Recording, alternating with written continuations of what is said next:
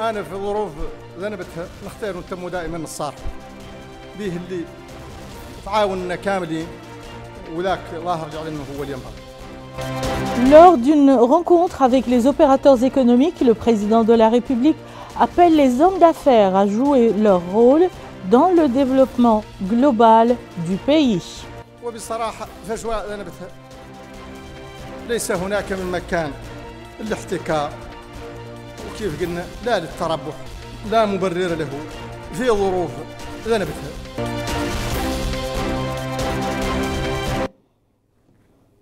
Madame, Monsieur, bonsoir et bienvenue dans le journal. Le président de la République, Monsieur Mohamed El-Cheikh El-Ghazouani, a appelé les hommes d'affaires à conjuguer leurs efforts dans le cadre de l'initiative qui sera lancée prochainement pour parvenir à l'autosuffisance alimentaire de notre pays. C'était au cours du discours qu'il a prononcé à l'occasion du lancement des activités de la rencontre avec les acteurs économiques pour renforcer le partenariat public-privé placé sous le thème pour une Mauritanie productive, renforçant les partenariats publics-privés et qui s'est tenu ce matin au Centre international des conférences de Nouakchott.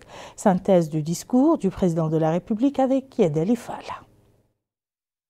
Le président de la République a déclaré qu'il a voulu rencontrer les hommes d'affaires dans ce contexte particulier qui a débuté il y a 2 ans avec la pandémie de Covid-19 et les effets sanitaires et économiques qui en résultent, auxquels est venue s'ajouter la guerre russo-ukrainienne qui a rendu la situation internationale plus difficile et ce en plus des effets négatifs de la situation sécuritaire dans la région du Sahel. Le président de la République a souligné que le monde ne s'est pas encore remis des conséquences des effets catastrophiques de la pandémie de la Covid-19 qui a provoqué la stagnation de l'économie mondiale et l'endettement de nombreux États dans le monde, le tarissement des sources de financement, la baisse des investissements, la hausse des prix au niveau mondial et la rupture des chaînes d'approvisionnement et du commerce international. La guerre russo-ukrainienne est venue aggraver les choses, les compliquer davantage et provoquer une pénurie importante de matières premières et alimentaires, d'intrants industriels et une augmentation importante du prix du carburant. Le président de la République a déclaré que toutes ces crises ont touché le cœur de l'économie et entravé les plans économiques et de développement de tous les pays, soulignant que les grands États qui ont d'énormes potentiels en souffrent encore aujourd'hui. Il a souligné que dans une situation comme celle-ci, nous devons être francs, car notre pays est un pays pauvre et ses capacités et ressources économiques sont très limitées et ses infrastructures sont incomplètes et faibles. Nous avons, a-t-il dit, importé une importante quantité de blé. Après son arrivée, nous avons eu du mal à l'emballer, la stocker et la transporter. Cette situation est principalement due à l'inefficacité de nos politiques publiques et à l'incapacité à utiliser de manière optimale nos ressources, a ajouté le président de la République, qui a noté que le fait de reconnaître cela ne signifie en aucune façon que nous nous y soumettons et l'acceptons, mais au contraire, il devait être la principale motivation pour nous de faire passer notre pays au pays des rangs émergents.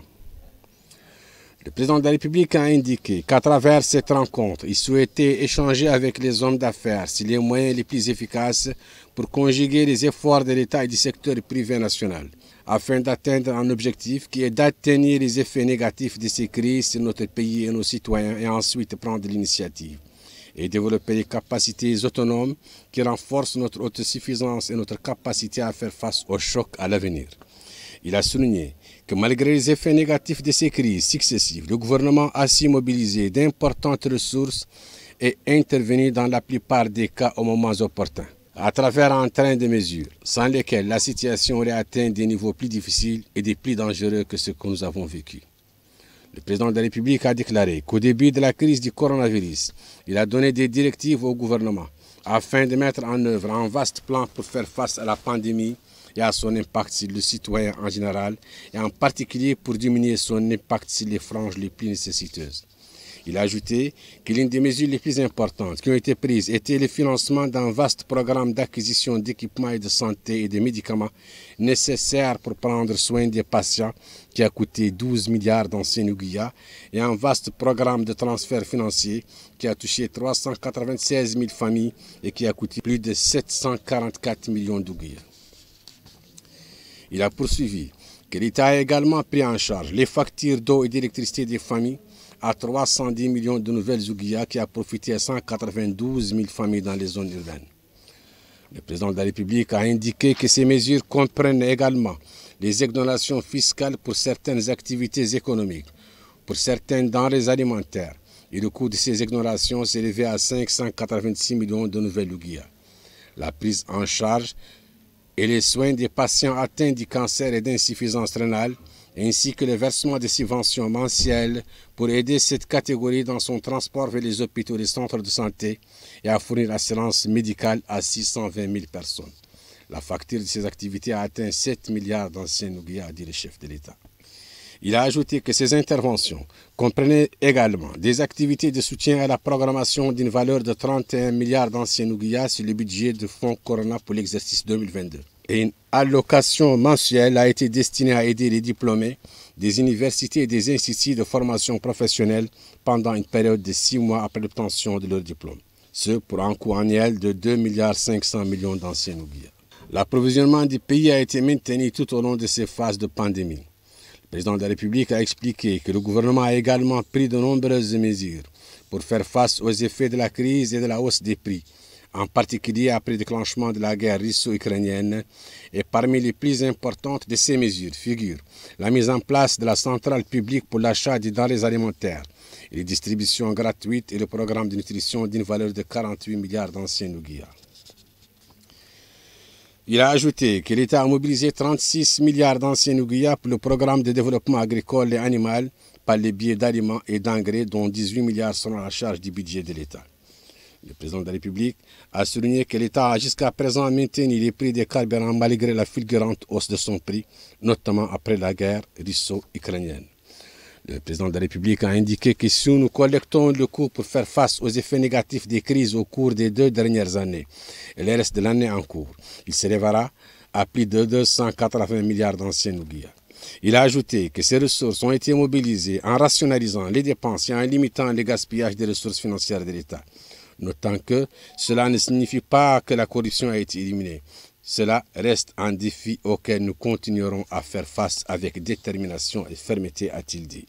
Dans ce contexte, le président de la République a évoqué les mesures qui ont été prises récemment pour activer l'inspection générale de l'État, alors que les textes réglementant son travail ont été revus pour lui donner tous les pouvoirs nécessaires et les ressources humaines ont été renforcées. Et un traitement approprié sera donné à ce rapport, a-t-il dit. Le président de la République a souligné que réformer l'administration et la rapprocher des citoyens est une priorité pour lui, car une vision détaillée a été préparée et le gouvernement s'est engagé à la mettre en œuvre.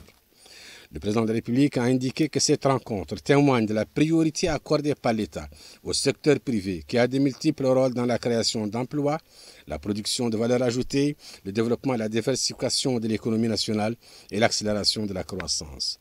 Il a souligné que l'État est conscient du rôle central du secteur privé en tant que locomotive du développement économique, notant que l'État déploie des efforts importants pour soutenir et promouvoir ce secteur en encourageant l'investissement, en révisant le code des investissements, en instaurant une agence de promotion des investissements, révisant le code des marchés publics, renforçant le partenariat entre secteur public et privé et intégrant la plupart des activités économiques, simplifiant les procédures administratives et mise en place des règles institutionnelles pour une gouvernance forte et efficace. Le président de la République a souligné la nécessité pour le secteur privé de jouer son rôle qui est celui de levier de la croissance économique, surtout dans les circonstances actuelles. Il a souligné que les hommes d'affaires qui fournissent des matériaux de base doivent être conscients de la situation actuelle et de leurs responsabilités dans l'approvisionnement de leur pays en matière de base. Ce qu'il faut, ce n'est pas permettre, mais plutôt que la marge bénéficiaire dans une situation normale ne soit pas la même que dans une situation exceptionnelle.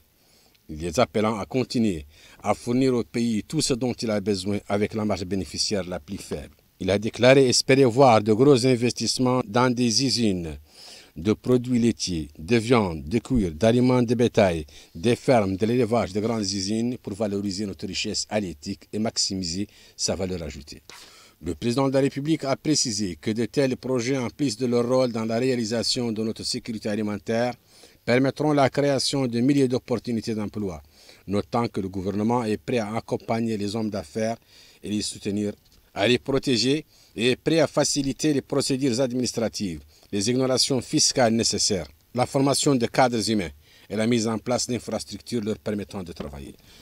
Le président de la République a remercié les hommes d'affaires pour les initiatives annoncées, soulignant la nécessité que ces projets soient mis en œuvre dans les meilleurs délais et qu'ils soient de conception moderne, durable et à haute productivité.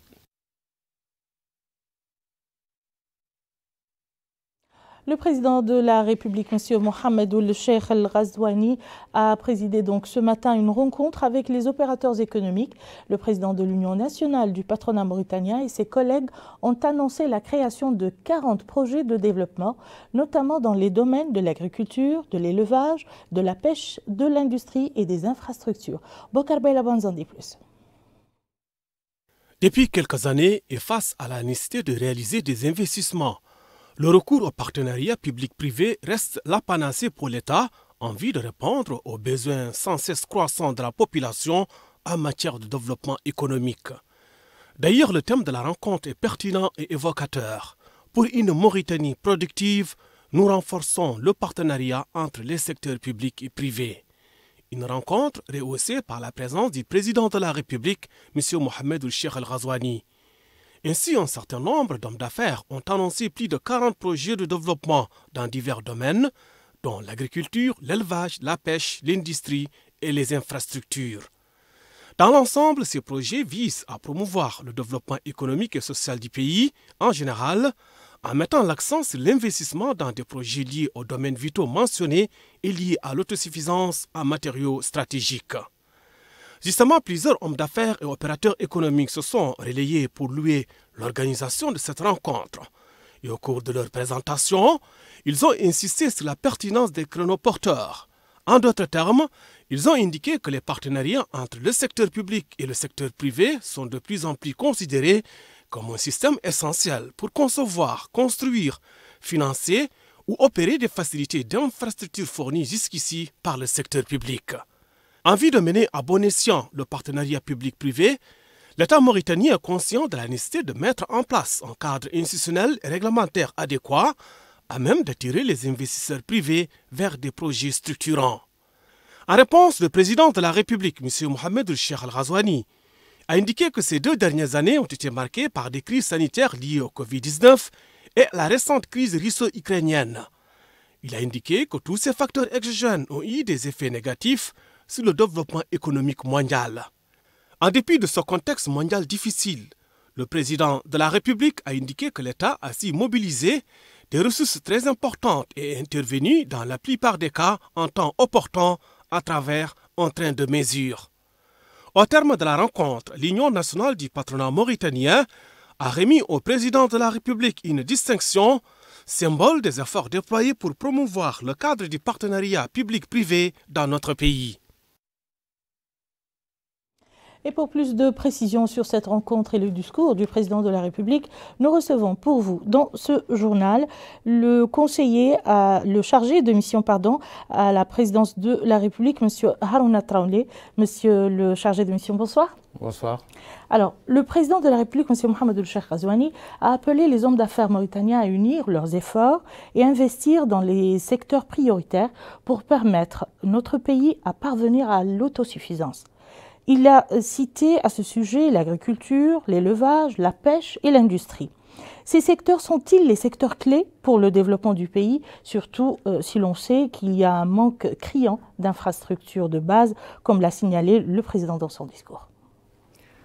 Je vous remercie de m'avoir invité ce soir dans votre journal autour de ce message du président de la République, qui est un message très fort. Je voudrais d'abord rappeler combien ce message est porteur de raison, de vision et d'espérance. D'espérance parce que au bout de tout ce que le président de la République a relevé dans son discours, la Mauritanie pourra sans doute relever avec fierté les défis de l'autosuffisance. En réalité, comme vous l'avez constaté pendant cette période du Covid-19, notre pays a montré un certain nombre de limites que nous avons constatées, aussi bien en termes d'approvisionnement de nos marchés qu'en termes d'activité économique. Cette dépendance par rapport à l'étranger, y compris lorsqu'il s'agit de denrées de première nécessité, est un élément de fragilité et de, j'allais dire, de vulnérabilité pour notre économie. Je sais pas, le programme du président de la République, Tahaoudati, contient tous les éléments qui concourent à la réalisation de cet état, cette situation d'autosuffisance alimentaire. Et je pense même, dans le cadre de la création, l'architecture aujourd'hui du gouvernement, nous avons un ministère de l'économie et des secteurs productifs et de la promotion des secteurs productifs. Cela montre combien cette vision du président de la République, depuis le début, avant même le Covid, avait été mise en place pour nous permettre d'aller de l'avant. Ces secteurs sont la clé de notre développement. Il faudrait commencer d'abord par produire ce que nous mangeons avant d'envisager de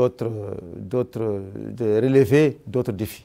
Et comment expliquer que nous puissions progresser économiquement dans un contexte, comme vous venez de le dire, marqué par 2 années de Covid-19, avec ses conséquences sur le monde entier, la guerre en Ukraine, les crises au Sahel, et un contexte marqué par des pénuries et des hausses des prix?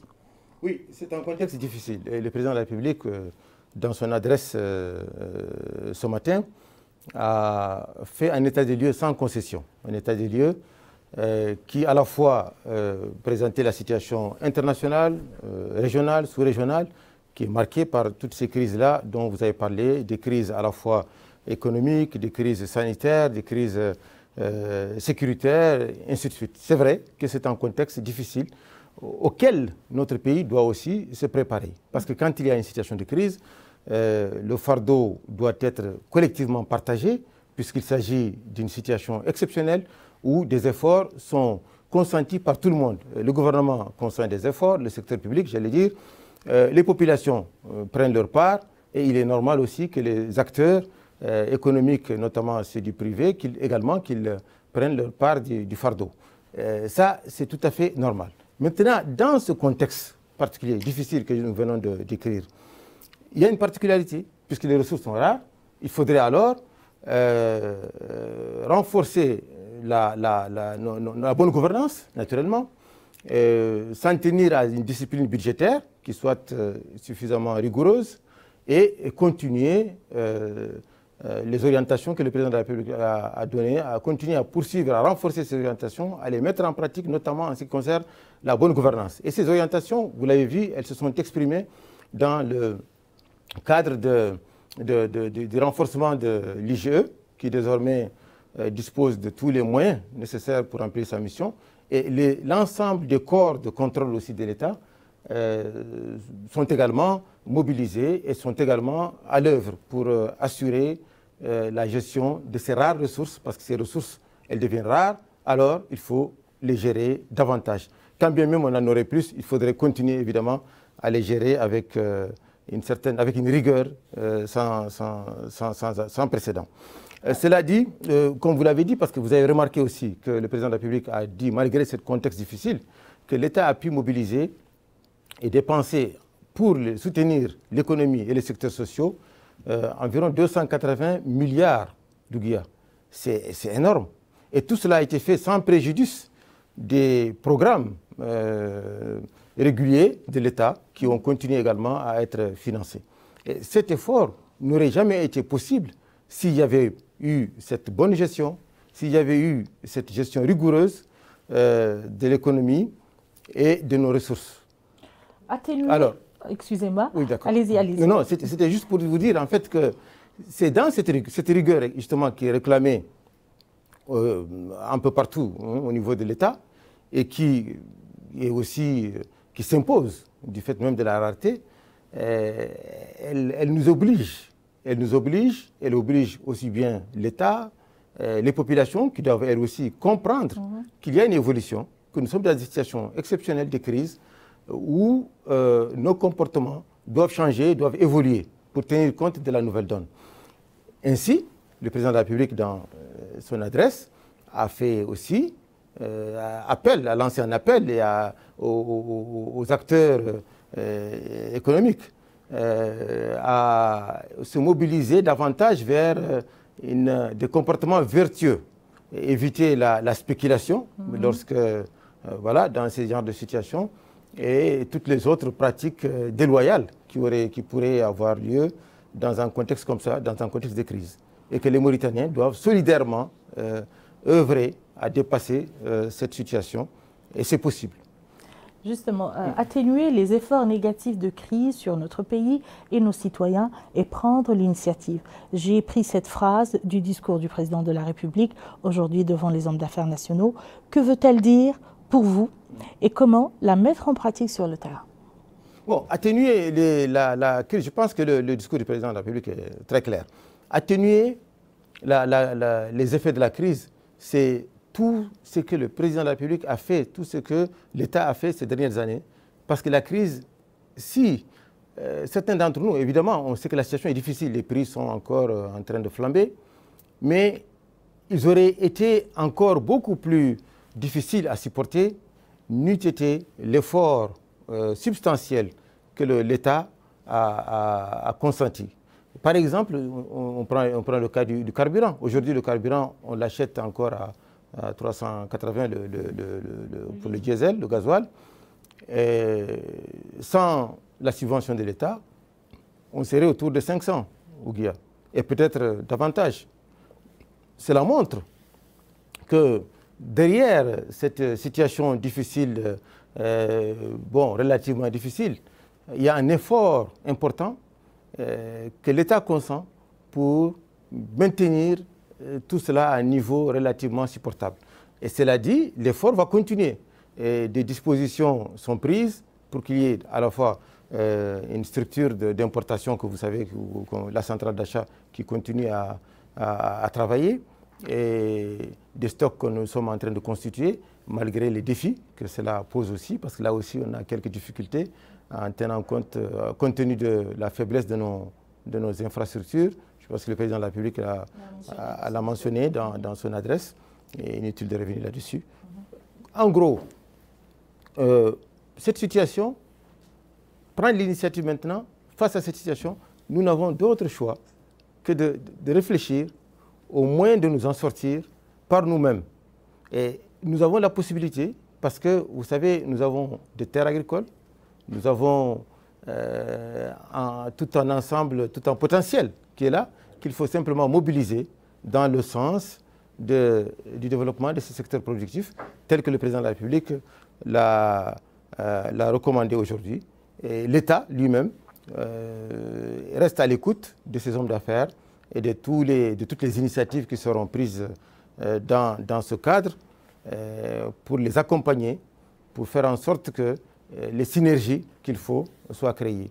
Et si toutes les annonces, parce que moi j'étais là aussi aujourd'hui, toutes les annonces qui avaient été faites, si elles devaient connaître une concrétisation, y compris celles qui avaient été faites à Néma également, si tout cela pouvait être traduit dans les faits, de manière coordonnée, concertée, réfléchie, peut-être que nous parviendrons rapidement à changer la situation dans notre pays et à atteindre cette souveraineté alimentaire qui devient un combat pressant pour tous les pays aujourd'hui. Monsieur Harouna Traoré, chargé de mission à la présidence de la République, vous étiez l'invité du journal. Merci d'avoir répondu à notre invitation. Merci, c'est moi qui vous remercie.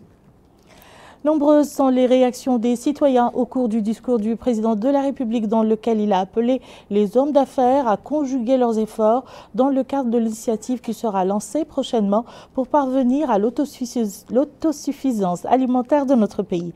Nos équipes dans le bureau régional de la Chanel Mauritania au Houd al-Sharqi ont recueilli les avis de nos concitoyens à Néma. Melika Narli. Ce discours du président de la République aux hommes d'affaires est important. Tous les citoyens devraient savoir que c'est dans l'intérêt de la nation et tout un chacun devrait y apporter sa contribution. Ce discours du président de la République devant un parterre d'hommes d'affaires est historique et important. C'est maintenant aux hommes d'affaires d'être à la hauteur de ce qu'il est attendu d'eux. Le président de la République est soucieux du bien-être des populations. Ce discours du président de la République est historique. Si ce discours est appliqué comme il se doit par le gouvernement, la Mauritanie connaîtra un bond qualitatif. Nous sommes totalement d'accord avec ce qu'a dit le président de la République. À l'administration de se dépoussiérer et de mener correctement sa mission. Quant aux hommes d'affaires et les commerçants, ils devraient suivre les instructions du président de la République. Il est temps de se réveiller, de prendre conscience de la situation et d'appuyer le président de la République qui ne veut que le bien des populations. Nous avons hautement apprécié le discours du président de la République. Il faudrait que les hommes d'affaires appliquent à la lettre les instructions du président de la République. Il est temps qu'ils prennent conscience qu'ils ne peuvent augmenter les prix alors que les citoyens peinent à y faire face. Ce n'est pas correct et c'est indigne de tout musulman, particulièrement en ce mois béni du Ramadan. Au Gogol, les habitants de la wilaya, notamment ceux de Kaedi, ont également bien apprécié le discours du président de la République face aux opérateurs économiques. Yedalifal.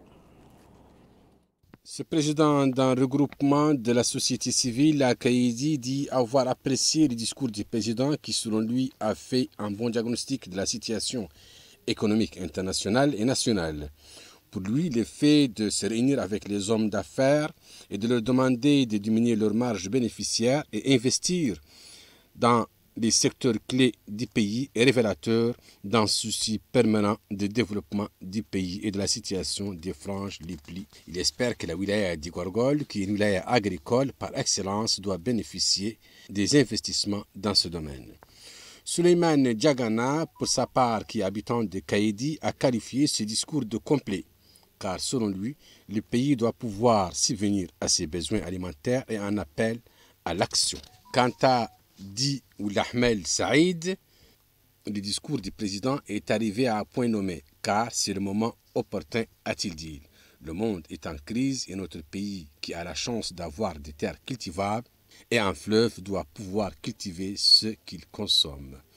Cette Kaédienne, de son côté, trouve que ce discours est un programme à lui seul et que pour elle, désormais, la balle est dans le camp des hommes d'affaires qui doivent se mettre à l'œuvre. Les habitants de la capitale économique ne sont pas en reste. Écoutons certains d'entre eux avec Melka Narli. Je félicite le président de la République pour cette rencontre avec les opérateurs économiques. Nous le remercions pour sa volonté de bâtir un État fort auquel chaque citoyen doit apporter sa contribution afin de construire cette nation.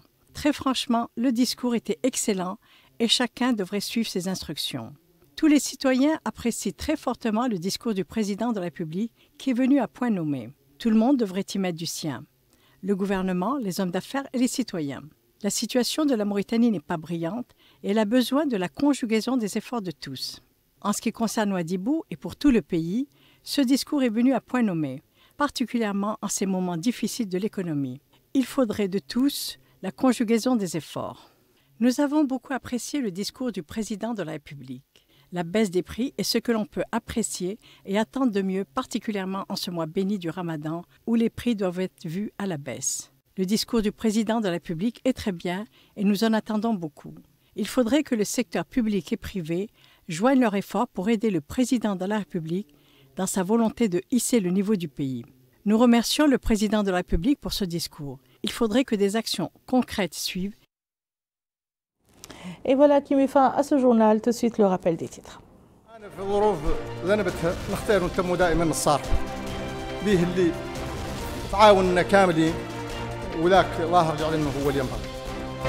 Lors d'une rencontre avec les opérateurs économiques, le président de la République appelle les hommes d'affaires à jouer leur rôle dans le développement global du pays.